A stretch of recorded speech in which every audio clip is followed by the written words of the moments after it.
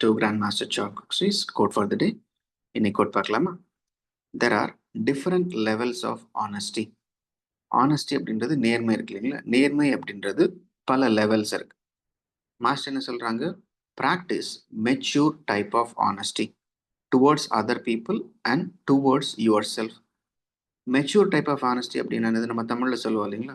வாய்மை எனப்படுவது யாதெனின் யாதொன்றும் தீமை இல்லாத சுழல் சொல்லுவோம் இல்லைங்களா? இப்போ நம்ம உண்மை அப்படின்ற பேர்வையில் நம்ம உண்மை பேசுகிறோன்ற தன்மையில் நம்ம அடுத்தவங்களுக்கு காயம் ஏற்படுத்துகிற மாதிரி உண்மை சொல்கிறோம் அப்படின்னு பண்ணக்கூடாது. நான் ஸ்ட்ரைட் ஃபார்வர்ட், நான் உண்மை தான் பேசுவேன்றதுக்காக நம்ம சொல்லக்கூடிய வார்த்தைகள் அடுத்தவங்களுக்கு காயம் ஏற்படுத்தக்கூடாது.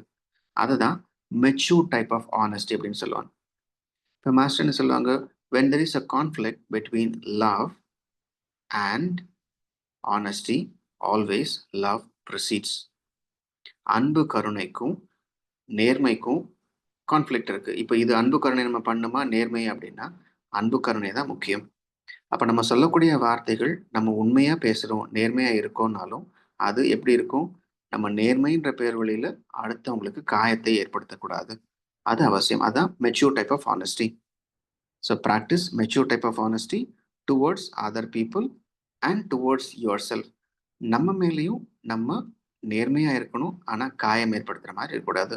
Practice mature type of honesty. Thank you.